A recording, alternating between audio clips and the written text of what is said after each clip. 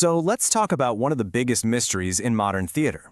How did a play where basically nothing happens, Samuel Beckett's Waiting for Godot, go from completely confusing people to being hailed as an absolute masterpiece? Okay, let's just jump right in with a line that tells you everything you need to know about this play. At the end of the first act, one character says, "Let's go." And then the stage direction reads, "They do not move." It's a promise of action followed by nothing. And that contradiction, well, that's the key to this whole thing. So here's the big question, right? People famously say this is a play where nothing happens twice. And yet, it's considered one of the most important plays ever written. How does that even happen? To figure this out, we've got to play detective and look for clues, both in the play and in the world that it came from.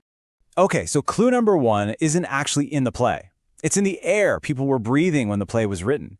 You can't really get Godot until you get the movement it basically defined, the theater of the absurd. Now, this wasn't just some artsy trend, you know? It was a gut reaction to a world that had stopped making any sense. I mean, think about it. After two devastating world wars, a lot of artists looked around and felt like the old stories, the ones with clear heroes and tidy endings, were just lies. The world felt random and meaningless, so art had to reflect that. And what's so brilliant here is how these plays basically held up a shattered mirror to a shattered world. They threw out the old rulebook. Instead of a neat story with a beginning, middle, and end, they give you a loop. They trap you in this feeling of a pointless existence because, for a lot of people at the time, that's exactly what life felt like. No easy answers were coming. All right, on to clue number two. This one's about the feeling of the play. And it's weird.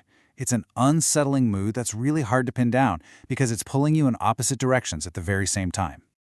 Beckett actually subtitled his play, A Tragicomedy in Two Acts. Now that term had been around for a while, but what he did with it, whoa, that was something else entirely. It was a complete game changer.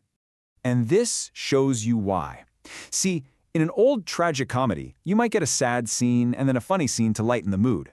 But Beckett, he just threw it all in a blender. A character's deepest despair might come out as a slapstick routine. The horror of being alive is met with a cheap joke. It's not one, then the other. It's both at the exact same time, which is both hilarious and terrifying. And hey, don't just take my word for it. The guy who first directed the play, Roger Blinn, he got it right away. He knew that with Beckett, you couldn't separate the laughter from the pain. They were basically two sides of the same coin. And that's a pretty powerful statement on what it feels like to be human. So how exactly did he pull this off? Let's get into the nitty-gritty. This is where we see all the specific rules of theater that Beckett didn't just bend, he completely shattered them. This is what made Godot so revolutionary. First up, the set. Forget fancy living rooms or ancient castles. Beckett gives you a road, a tree, a rock. That's pretty much it. It's not a specific place because it's meant to be any place. It's stark, it's universal, and it makes you feel like this could be happening anywhere, at any time. Then there are the heroes. For like centuries, plays were about kings, queens, and powerful people. And who does Beckett put front and center? Two tramps, Vladimir and Estragon. I mean, talk about a radical move. These are society's forgotten people, and suddenly they're on stage representing all of us. Okay, rule number 3 he broke is a big one. Language itself. Think about it. If the world doesn't make sense, why should our words? In Godot, conversations just break. They go in circles, people constantly misunderstand each other. It's less about communicating and more about just filling the terrifying silence.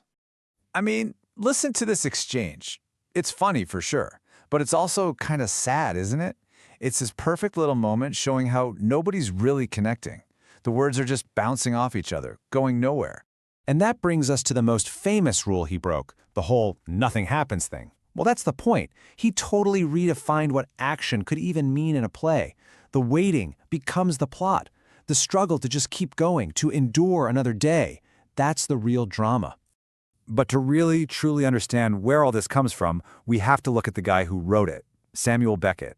Because his own life story, well, it's woven into every single line of this play. So Beckett was an Irish guy living in Paris when World War II broke out. He joined the French resistance, but then his group was betrayed, and he had to go on the run from the Gestapo. Just stop and think about that for a second.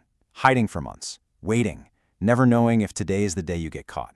That profound uncertainty, That feeling of just trying to survive until tomorrow? That's not just a theme in the play. He lived it. It's the absolute DNA of Waiting for Godot. All right, so we've gathered all our clues. The absurd world, the tragicomedy mashup, all the rules he smashed, and the man himself. So let's bring it all together. What's the final verdict? Why are we still talking about this play today? And here's the big reveal, the secret to the whole thing. Everybody always wants to know, who is Godot? But you know what? That's the wrong question. It's a distraction. The whole point of the play is the waiting itself. It's about how we pass the time, how we joke around, how we lean on each other while we're waiting for whatever it is we think is going to come along and finally make everything make sense.